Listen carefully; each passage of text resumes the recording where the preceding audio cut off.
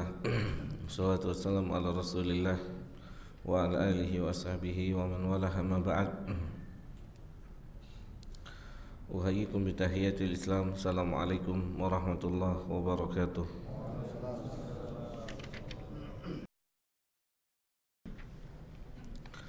Qala muallif rahimahullahu ta'ala: Al-kabiratu ar-rabi'atu wal khamsuna. Dosa besar nomor 54. Adiyatu ibadillahi wa tatawulu alaihim, yaitu memberikan gangguan baik dengan lisan, tangan, atau yang lain-lain kepada hamba-hamba Allah Subhanahu wa ta'ala, dan juga bersikap meremehkan, merendahkan hamba-hamba Allah Subhanahu wa ta'ala. Terlebih khusus mereka yang di bawah atau yang hidup di permukaan bumi ini di bawah garis kemiskinan. Allah Ta'ala berfirman dalam surah Al-Ahzab ayat 58, walladzina yu'dhuna al-mu'minuna wal mu'minati. Dalil pertama yang digunakan oleh penulis untuk menyatakan atau menguatkan statementnya bahwasannya mengganggu orang atau mengganggu hamba-hamba Allah bagian dari dosa besar adalah dalam surat Al-Ahzab ayat 58. Allah Ta'ala berfirman, dan siapa saja yang memberikan gangguan bisa dari lisan, tangan, anggota tubuh yang lainnya dan seterusnya. Gangguan tersebut ditujukan atau diberikan kepada orang yang beriman, baik laki-laki maupun perempuan, bi ghairi maktasabu, tanpa kesalahan yang dilakukan oleh orang yang beriman, baik yang laki-laki maupun yang perempuan. Artinya mereka selayaknya enggak dapat atau tidak boleh diberikan gangguan. Faqad ihtamalu buhtanan wa isman mubina. Maka siapapun yang memberikan gangguan, yang memberikan hal-hal yang tidak baik kepada orang yang beriman, laki maupun perempuan, maka mereka adalah orang-orang yang memikul dosa yang besar. Maka lafaz dosa yang besar atau dosa yang disandang oleh orang-orang yang memberikan gangguan kepada orang yang beriman, laki maupun perempuan, adalah sebagai sebuah dalil bahwasannya mengganggu orang-orang atau hamba-hamba Allah adalah bagian daripada dosa. Kemudian dalil yang kedua dibawakan oleh penulis dalam surah Asy-Syu'ara ayat 215. Allah Ta'ala berfirman, waqfid janahaka liman ittaba'aka minal mu'minin, yaitu Nabi kita SAW diperintahkan untuk bersikap tawadhu kepada siapa? Kepada siapa saja dari orang-orang yang mengikuti beliau, yang menerima dakwah beliau sallallahu alaihi wa ala alihi wasallam. Tidak boleh memberikan gangguan, tidak boleh memberikan hal-hal yang tidak baik. Kemudian dalil yang berikutnya, wa an Abi Hurairah radhiyallahu taala anhu qala qala Rasulullah sallallahu alaihi wasallam, innallaha ta'ala qala man adali waliyan faqad adantuhu bil harbi. Kemudian dalil yang ketiga adalah hadis Nabi Muhammad SAW, itu tepatnya adalah hadis qudsi ketika Allah Ta'ala berfirman, siapa saja yang memusuhi waliku maka saya umumkan perang untuk dirinya. yaitu perang untuk orang yang memusuhi wali-wali Allah Subhanahu wa taala. Peperangan yang diumumkan oleh Allah kepada orang-orang yang memusuhi wali-walinya Allah Subhanahu wa taala menunjukkan atau menandakan mengganggu wali-wali Allah adalah bagian dari dosa besar sampai Allah tabarakahu wa taala turun tangan di dalamnya.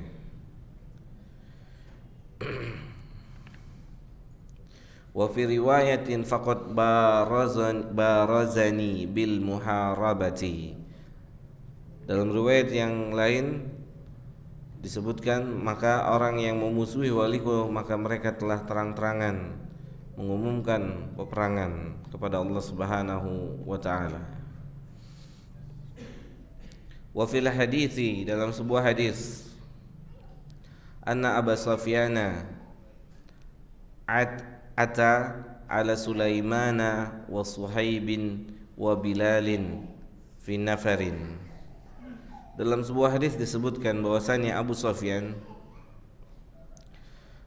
pernah mendatangi atau melewati sekumpulan manusia yang di dalamnya atau di antara manusia yang dilewati oleh Abu Sufyan ada Salman, kemudian Suhaib, kemudian Bilal. Abu Sufyan sudah masuk Islam. Faqalu ma akhadhat suyufullahi min aduwillahi ma khudaha. Kemudian ketika Abu Sufyan melewati mereka, yaitu Abu Sufyan menghampiri atau melewati Salman, Suhaib dan Bilal, maka sahabat ini dan sahabat-sahabat yang lain berkata kepada Abu Sufyan atau menyindir Abu Sufyan, sayang sekali, aduh andainya dahulu pedang Allah itu bisa membunuh musuhnya Allah. Musuhnya Allah yang dimaksud adalah Abu Sufyan, karena Abu Sufyan dahulunya bukan seorang muslim. Ya, coba dulu pedang Allah ya bisa membunuh dia nih. Faqala Abu Bakrin, maka ucapan sahabat-sahabat ini yang berkata kepada Abu Sufyan didengar juga oleh Abu Bakar radhiyallahu taala anhu. Maka Abu Bakar berkata, ataquluna hadza li syaikhi Quraisyin wa sayyidihim. Maka Abu Bakar berkata kepada mereka, apakah kalian mengatakan kalimat seperti ini kepada pembesar Quraisy, penghulunya Quraisy, yaitu Abu Sufyan? Fa'ata Nabiyya sallallahu alaihi wasallam fa akhbarahu. Kemudian Abu Bakar menceritakan apa yang terjadi kepada Nabi kita Muhammad sallallahu alaihi wasallam. Faqala, ya Abu Bakrin, aqdaitahum la in aqdaitahum laqad aqdayat rabbak.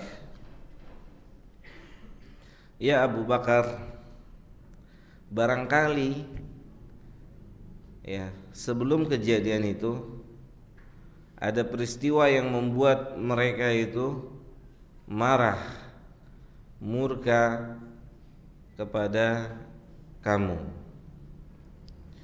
Maka ketika itu, jadi Rasul tidak menyalahkan 100%. Menyalahkan siapa? Sahabat-sahabat yang mencela itu. Ya. Jadi kalau misalnya ada orang datang ke kita minta nasihat, ana tadi dizalimi begini, maka di antara apa namanya? Di antara nasihat yang kita berikan kepada orang tersebut, coba deh introspeksi diri, ente habis ngapain gitu. Barangkali dulunya ente pernah gituin dia gitu. Pernah menzalimi orang lain terus dibalas melalui dia. Paham? Itu maksudnya itu. Ya. ya Abu Bakrin la'allaka aqdabtuhum, wahai Abu Bakar, mungkin barangkali, ya, barangkali engkau pernah membuat mereka kecewa, membuat mereka marah dan seterusnya. Maka saat itulah mereka melakukan pembalasan, ya, melakukan tindakan yang serupa. Fa'atahum Abu Bakrin radhiyallahu taala anhu. Maka Abu Bakar menerima apa yang disampaikan oleh Nabi. Ya, Abu Bakar nggak bantah, enggak, anak nggak pernah berbuat apa-apa gitu. Quraisy nggak pernah berbuat apa-apa dan seterusnya. Maka Abu Bakar setelah mendengar ucapan Nabi, Abu Bakar mendatangi mereka. Faqala ya akhwata aqdaitukum, wahai para sahabat, apakah saya telah membuat kalian marah? Qalu la, enggak, ya, tidak. Maka mereka berkata, yaghfirullahu laka ya akhi, semoga Allah Ta'ala mengampuni dosamu, wahai saudaraku. Kemudian pembahasan berikutnya, fi qaulihi ta'ala, pada firman Allah Ta'ala dalam surat Al-Kahfi ayat ke-28. Allah berfirman, wasbir nafsaka ma'al ladina yada'una rabbahum bil ghadati wal ashiyyi yuriduna wajhahu. Al-ayatu wa hadhihi al-ayat fi tafdhilil fuqara. Kata penulis, ayat ini adalah ayat yang menjelaskan tentang keutamaan orang-orang fakir. Surat Al-Kahfi ayat 28 disebutkan oleh Imam Ad-Dhahabi adalah ayat yang menjelaskan tentang keutamaan orang fakir, fuqara.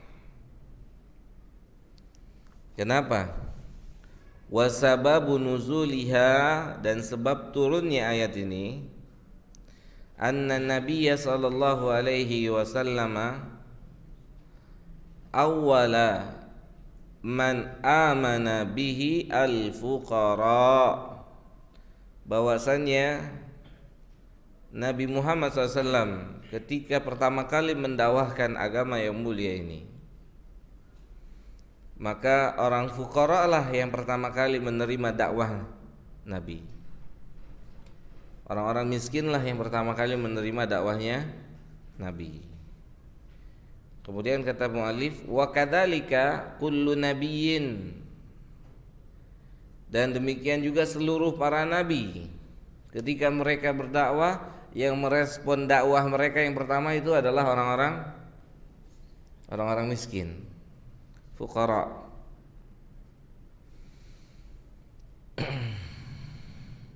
Fakana Rasulullah sallallahu alaihi wasallam yajlisu ma'al fuqara wa ashabahu.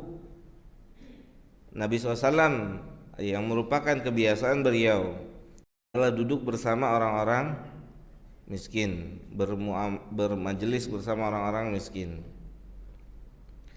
Di antaranya Salman, Suhaib, Bilal, Ammar bin Yasir.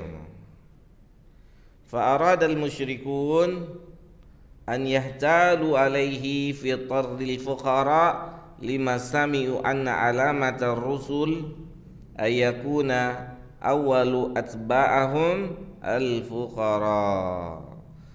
Maka orang-orang musyrikin ketika mereka mengetahui, ketika mereka mendengar salah satu tanda di antara tanda-tanda kenabian adalah dekat dengan orang miskin. Salah satu tanda kenabian itu dekatnya dengan orang miskin. Maka mereka ingin memisahkan antara nabi dengan orang miskin. Ya.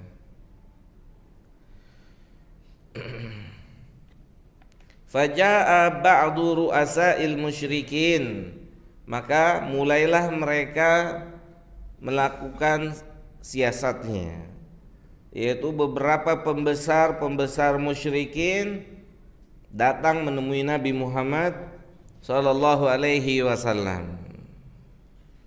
Faqalu, mereka berkata, ya Muhammad, utrud fuqara anka fa inna nufusana ta'annafa an tujalisahum falau tarattahum anka la amana bika asyrafan nas wa ru'asa'uhum. Mereka berkata pada Nabi kita sallallahu alaihi wasallam, ya Muhammad, singkirkan, jauhkan orang-orang fakir itu dari sisimu. Ya. Jangan main sama orang-orang kismin dong gitu. Jangan dekat sama orang-orang fakir gitu. Kita ini nggak nyaman kalau mau apa namanya? Mau deket-deket Nabi ada orang miskin nggak nyaman. Siapa yang nggak nyaman? Orang-orang musyrikin, pembesar musyrikin. Gitu. Orang-orang yang borju atau borju nggak? Orang kaya-kaya. Itu nggak nyaman gitu kalau gabung-gabung sama, ya Allah gitu kan, bahasa mereka tuh sama siapa, Salman, Suhaib, Bilal bin Yasir, ya Ammar bin Yasir. Mereka nggak nyaman nih, mereka mau eksklusif. Kami mau deket dengan ente tapi orang miskinnya pinggirin dulu gitu.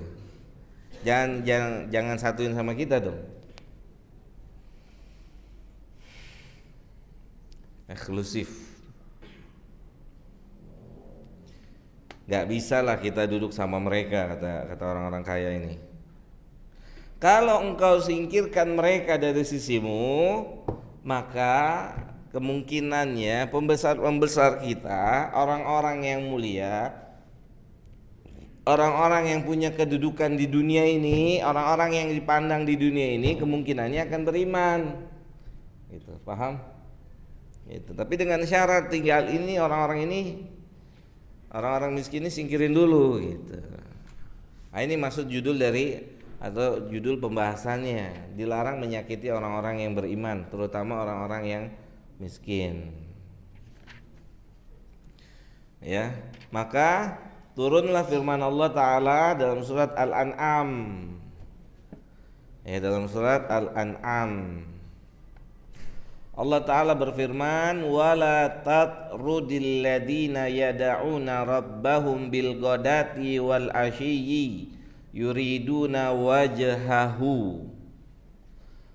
Jadi Allah yang langsung merespon keinginannya orang-orang musyrikin, pembesar, orang kaya, orang-orang terhormat dari musyrikin yang menginginkan orang-orang miskin yang hidup bersama Nabi itu disingkirkan, nggak boleh sama-sama Nabi. Ya kalau sama-sama Nabi nggak level lah mereka lah gitu ya, nggak masuk mereka. Maka Allah langsung merespon, jangan dan tidak boleh, ya tidak boleh engkau mengusir, menjauhkan mereka. Mereka itu siapa? Mereka yang menyerukan, yang mengajak manusia siang dan malam. Artinya hidup mereka habis untuk menyerukan agama ini. Dan mereka tidaklah mengharapkan sesuatu ketika menyerukan agama ini kecuali adalah wajahnya Allah.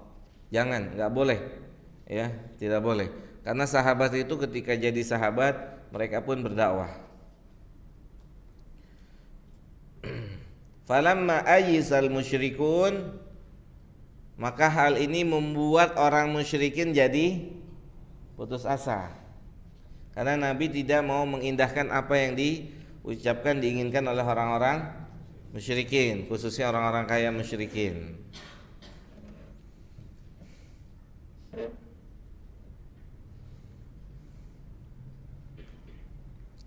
Qalu, maka mereka berkata kembali, membuat siasat baru. Ya Muhammad, illam tatrudhum faj'al lana yauman walahum yauman.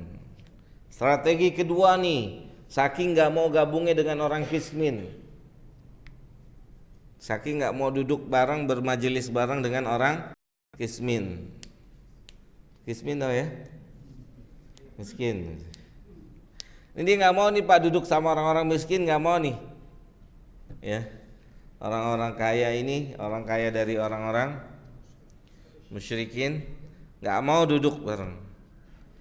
Ya, duduk di sini di masjid kan nggak ketahuan yang mana yang kaya, yang mana yang miskin, kan sama semua kan? Sama semua di sini. Oh, mereka nggak mau. Ya, awalnya mereka mau bermajelis dengan Nabi dengan syarat orang kisminnya nggak ada. Dia mau kumpulan merekanya aja, orang-orang kayanya saja. Strategi kedua, setelah mereka gagal, mereka berkata pada Nabi, yaudah kalau gitu, kalau nggak mau disingkirin, bikin dua pengajian, pengajian orang kaya sama pengajian orang miskin.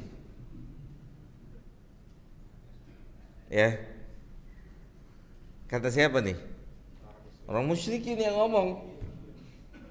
Fa illam tatrudhum, kalau engkau nggak mau, nggak bersedia, nggak rela orang kismin itu menyingkir, ya udah deh, kata mereka, faj'al lana yauman walahum yauman, tentukan hari buat kami dan hari buat mereka. Ada hari buat yang kaya, ada hari buat yang miskin. Nabi diatur-atur ya, ajib ya. Keumuman orang kaya begitu tuh, suka ngatur, ya kan? Benar nggak? Karena merasa punya power, suka ngatur-ngatur. Nabi aja diatur, kurang ajar nih orang. Jangankan Nabi, Ustadz aja diatur-atur gitu. Jangankan sih, maaf salah terbalik. Ustadz aja diatur. Kalau Ustadz diatur-atur wajar, Nabi aja diatur sama orang kaya gitu kan.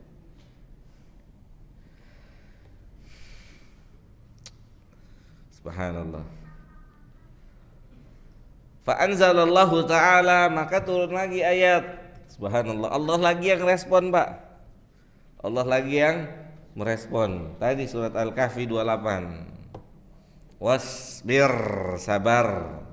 Ya, engkau harus sabar ya Muhammad bersama orang-orang itu, yaitu orang-orang miskin. Alladzina yad'una rabbahum bil ghadati wal asyiyina, yang mereka itu menyeru, mengajak manusia menyembah Allah, mentauhidkan Allah siang dan malam. Yang mereka inginkan adalah wajahnya Allah.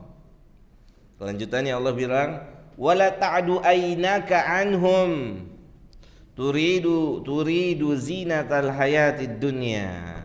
Jangan kau palingkan matamu. Ya. Jadi kalau ada orang yang sudah menerima dakwah, maka fokus sama orang ini. Orang ini orang yang mau belajar kan? Jangan pusingin sama orang yang nggak mau belajar, gitu. Wala ta'du aynaka anhum, jangan palingin, karena engkau menginginkan harta dunia. Waduh, haji mumpung nih, gitu kan? Gitu kata Allah Taala, jangan, nggak boleh, dilarang Nabi SAW. Aila tata'addahum wala tatajawaza bin nadhrika raqbatan anhum wa talaban li sahabati abna'i dunya. Kata muallif, enggak boleh mengganggu mereka, menyakiti mereka, melukai mereka, itu enggak boleh. Ya karena hanya ingin luka enggak ikhwan? Kajian khusus orang kaya. Luka enggak? Luka enggak antum? Kalau antum luka berarti antum miskin gitu kan. Paham antum? Luka kan? Ini Nabi SAW nggak boleh. Allah sendiri yang langsung merespon, nggak boleh. Yang dekat sama Nabi boleh siapa saja. Mau kaya, mau miskin boleh. Tapi nggak boleh antum pilih-pilih. Pertama mereka bilang, orang kaya-kaya itu bilang, tolong dong singkirin mereka. Kita nih nggak level ada mereka gitu kan. Nggak cocok lah gitu ya. Ya boleh. Nabi nggak, bukan Nabi malah yang merespon, siapa? Allah yang langsung merespon. Nggak boleh, Allah larang itu. Mereka nggak kehabisan akal, orang-orang kaya itu nggak kehabisan akal. Yaudah deh, kalau nggak dipisahin, kalau nggak diusir, pisahin waktunya. Ada waktu buat kita, ada waktu buat mereka. Allahu Akbar. Siapa yang merespon? Allah lagi, nggak boleh. Kata Allah Subhanahu Wa Taala pun nggak boleh. Subhanallah. Qulil haqq min rabbikum faman syaa'a falyu'min wa man syaa'a falyakfur. Ini telak banget nih, Pak. Terserah lu yang kaya mau beriman, terserah, mau enggak juga enggak apa-apa. Ajib ya. Terserah ente, emang apa untungnya Allah antum beriman enggak beriman? Telak enggak ini? Paham enggak lu? Paham enggak lu? Paham enggak ente, Bu? Terserah. Bahasanya Allah itu terserah. Emang kalau orang-orang kaya ini beriman, apa untungnya Allah? Ada nggak untungnya? Nggak ada. Kata Allah apa? Faman, kata Allah Subhanahu Wa Taala, al-haq min rabbikum, kebenaran itu datangnya dari Allah. Faman syaa, barang siapa yang menghendaki beriman, silakan beriman. Yang mau kafir juga silakan kafir, nggak ada untung ruginya kan? Keimanan yang dipegang oleh setiap manusia kan nggak ada keuntungannya buat Allah. Ada keuntungannya nggak? Allah nggak mengambil keuntungan sedikit pun. Keuntungannya buat siapa? Buat yang beriman. Nah, mafhum ya ikhwan ya?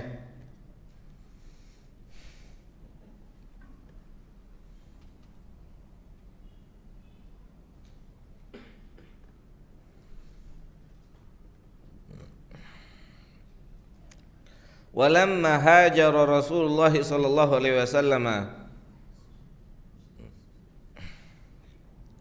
ilal madinati hajaru ma'ahu fakanu fi suffatil masjid muqimin. Kata muallif rahimahullahu taala, fakana Rasulullah sallam yu'azzimul fuqara wa yukrimuhum. Maka setelah ini ya, setelah kejadian ini Nabi sangat memuliakan orang-orang miskin. Sangat memuliakan orang miskin. Karena keumuman yang menerima dakwah dari Nabi adalah orang-orang miskin. Gitu. Keumuman yang menerima dakwah dari Nabi adalah orang-orang miskin. Insyaallah.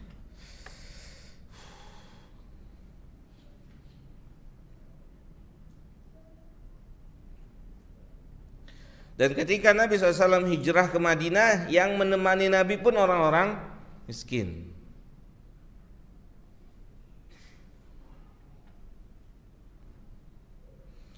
Fakanu fi saffatil masjid. Fakanu fi saffatil masjid. Ini orang-orang Mekah ini yang berhijrah ke Madinah, maka Nabi taruh di suffatul masjid. Maka mereka disebut dengan ashabus suffah, ahlus suffah, di pojok-pojok masjid. Masjid apa? Masjid Nabi SAW. Fakana yantami ilaihim man yuhajiru minal fuqara hatta kathuru. Ya, yang berhijrah bersama Nabi itu umumannya orang-orang fakir, orang-orang fakir miskin.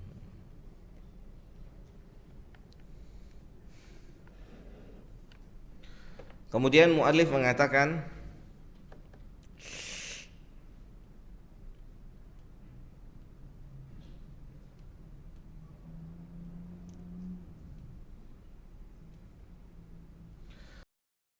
fal faqru amun wa khasun. Fakir itu terbagi menjadi dua, am dan khas, umum dan khusus. Fal am, fuqara atau fakir yang umum, al-hajatu ilallahi ta'ala wa hadha wasfu kulli makhlukin mu'minin wa kafirin wa huwa ma'na qawluhu ta'ala ya ayuhan nasu antumul fuqara'u ilallah. Fakir secara umum yaitu seluruh manusia, muslim dan kafir, semuanya fakir. Secara umum kita ini semuanya fakir di hadapannya Allah. Ya ayuhan nas, bahasa Allah dalam surat Fatir, wahai manusia, antumul fuqara, kalian semua ini fakir, membutuhkan Allah. Enggak ada yang tidak butuh sama Allah. Kita ini semua fakir di hadapan Allahu Jalla Jalaluhu. Wal khasu wasfu awliyaillahi wa ahbaihi.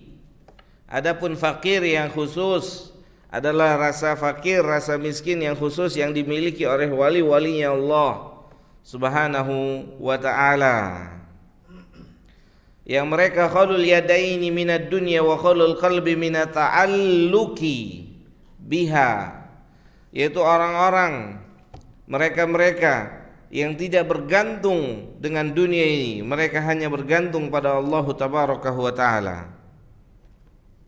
Ini orang yang fakir secara khusus. Ya, mereka tidak menaruh harapan kecuali harapan itu hanya kepada Allah tabarakahu wa ta'ala. Baik.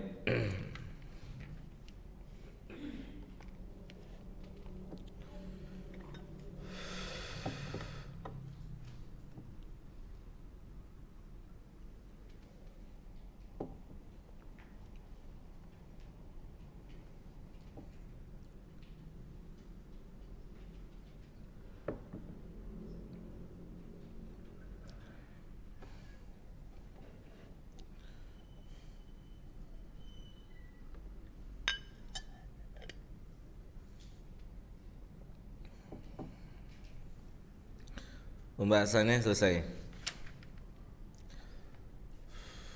Masih ada waktu sebelum Isya? 5 menit lagi. Kita soal jawab ba'da salat Isya. Kita istirahat dulu sejenak. Yang mau wudu, yang mau ke WC. Wassallallahu ala nabiyina Muhammad wa ala alihi wa sahbihi ajma'in.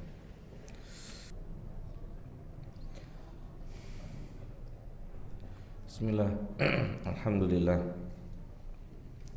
Salatu wassalamu ala Rasulillah wa ala alihi wa ashabihi wa man tabi'ahum bi ihsanin ila yaumiddin. Amma ba'd. Assalamualaikum. Waalaikumsalam warahmatullahi wabarakatuh. Bagaimana hukum ulang tahun dan berjoget? Hukum ulang tahun dan berjoget, dia bukan bagian daripada syariat agama Islam. Selayaknya hal seperti ini dihindari dan ditinggalkan, karena dia bukan berasal dari agama kita atau bukan datang dari syariat agama Islam.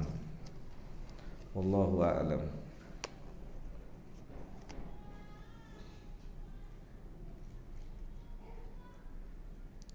Assalamualaikum. Waalaikumsalam.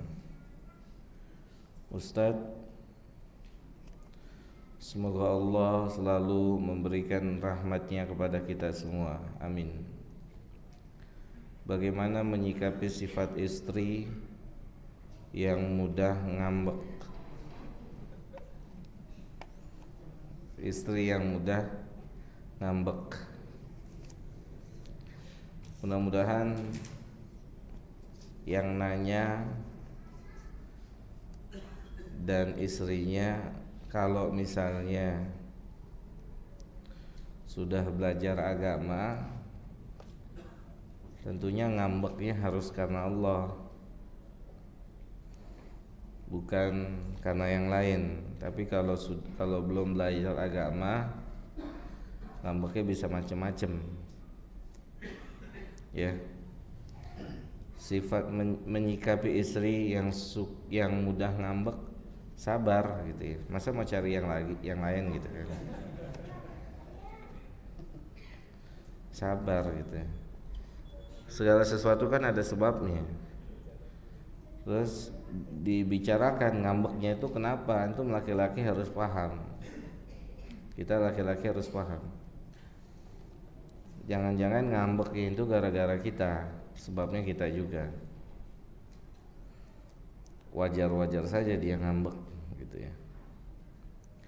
Misalnya ya, hampir setiap ahad itu kan ada kajiannya di mana-mana ya. Antum ngaji setiap ahad, ya wajar aja ngambek. Wajar aja bini antum ngambek. Ngelihat pinggiran Monas juga enggak gitu kan. Ya wajar aja ngambek gitu kan.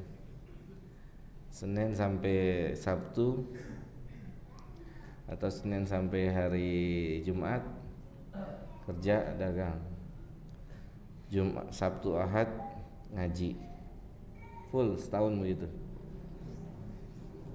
Ya wajar aja istri antum ngambek gitu kan. Harus ada jadwalnya. Jangan-jangan gara-gara antum ngambeknya gitu ya. Harus dipahami gitu kenapa dia ngambek. Kalau udah dikasih ada jatahnya antum ngaji, ada jatahnya dia untuk liburan, diajak jalan-jalan kemana lah sesuai kemampuan kita masing-masing. Ada jatah ini, ada jatah itu.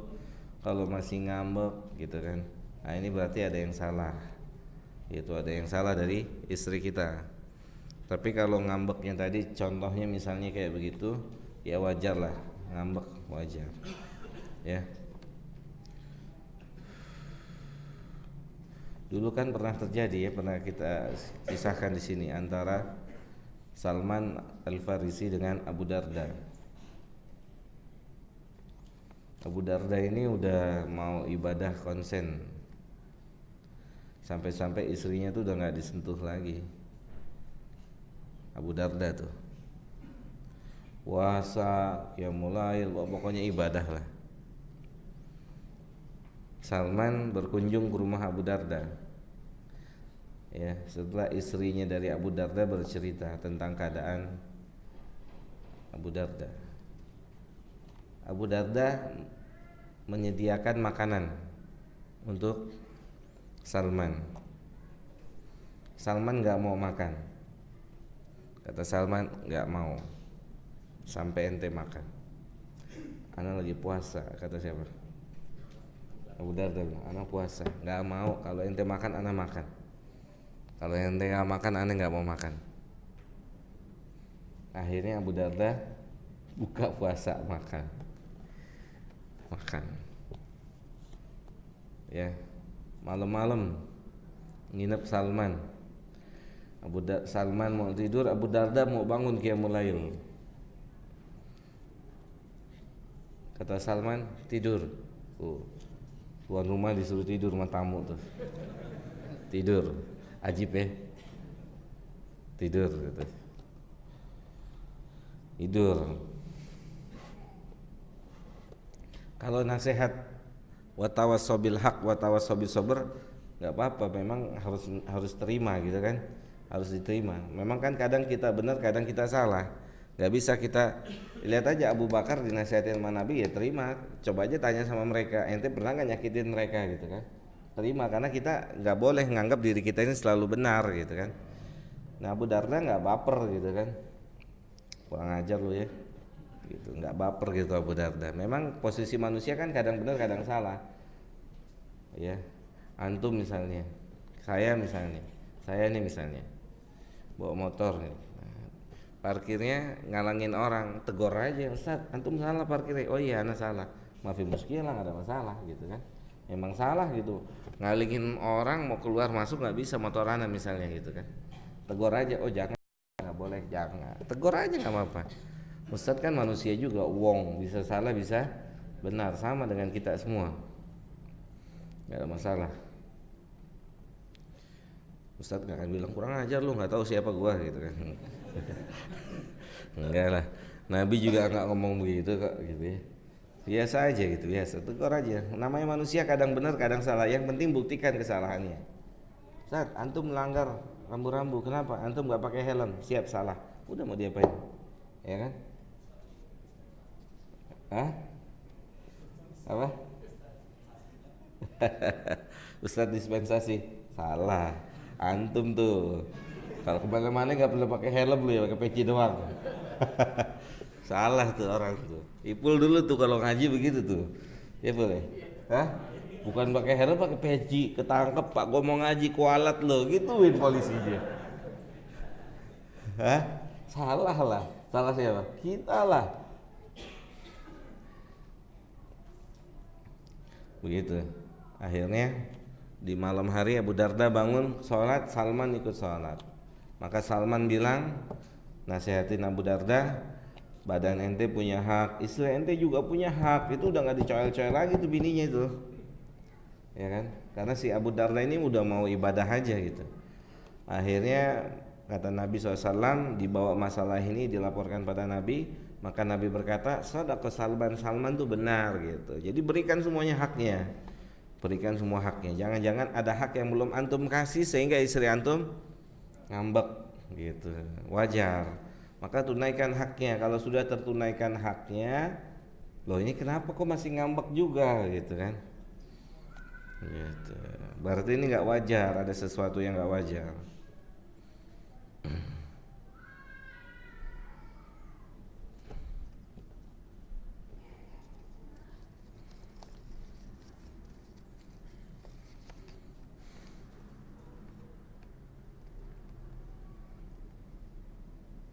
Assalamualaikum Ustaz. Waalaikumsalam.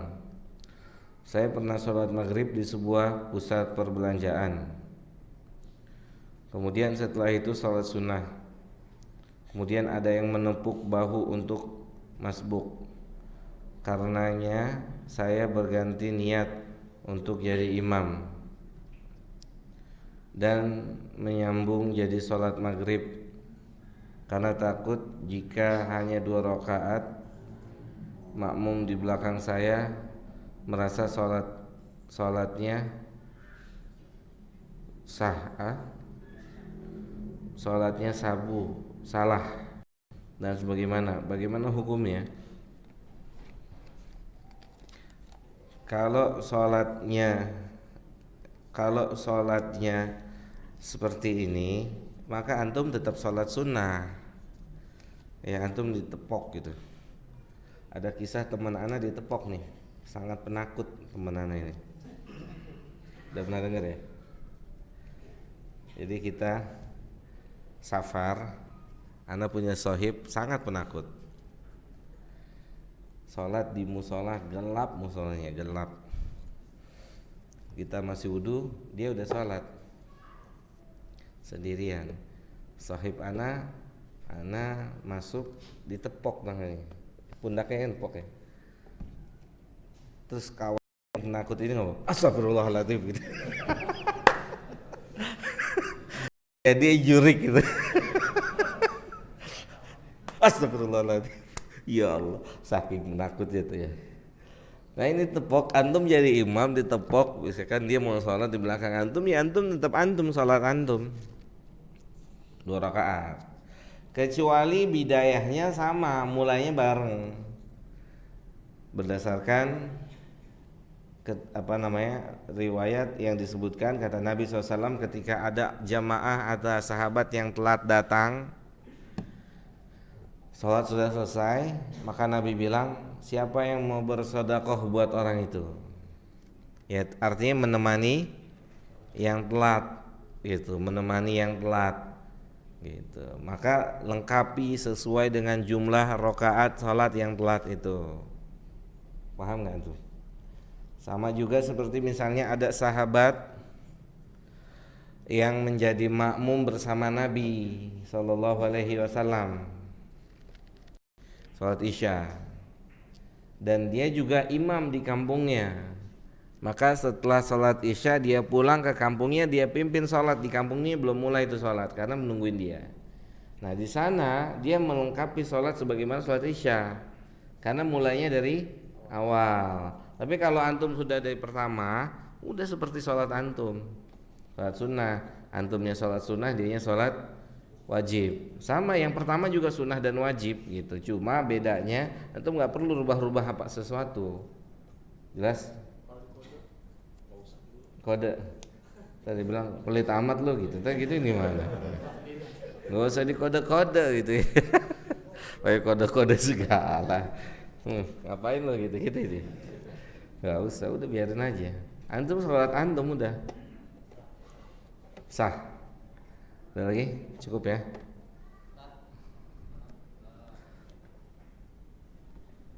Silakan. Iya, udah saya maafin. Fadl.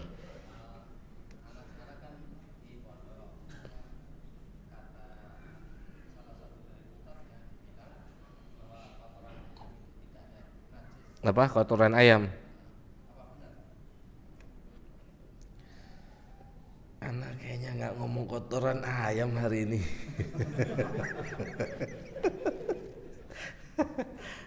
Ikhtilaf ulama. Sebagian mengatakan nggak najis. Kenapa nggak najis?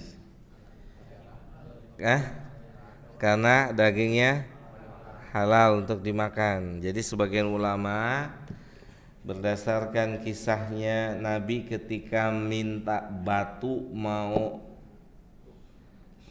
cebok, ada dua doang batunya, satu lagi dikasih tulang keledai. Nah, Nabi nggak mau. Nah, berdasarkan itu,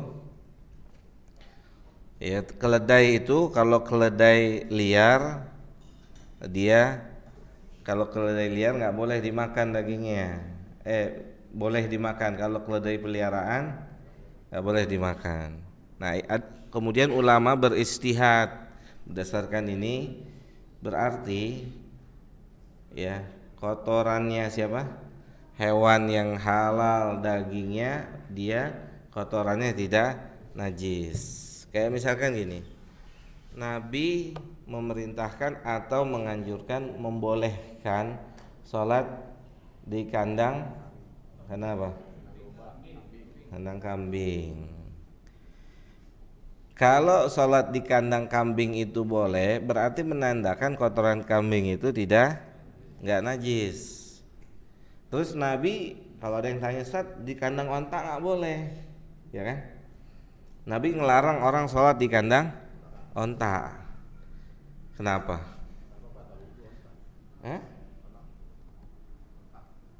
Bukan. Kenapa, Ikhwan?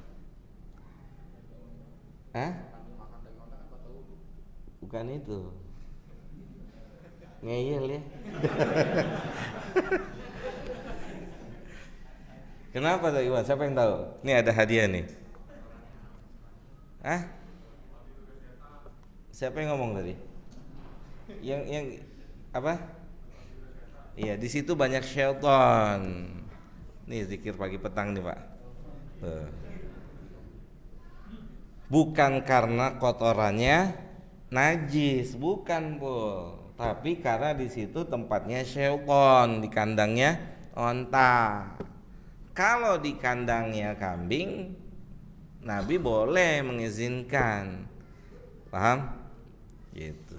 Sebagian ulama berpendapat demikian. Wallahu a'lam.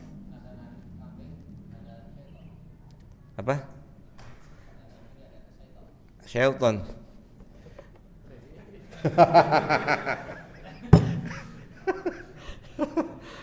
Jadi ente kalau mau buru syaitan di kandang onta, jangan di kandang kambing.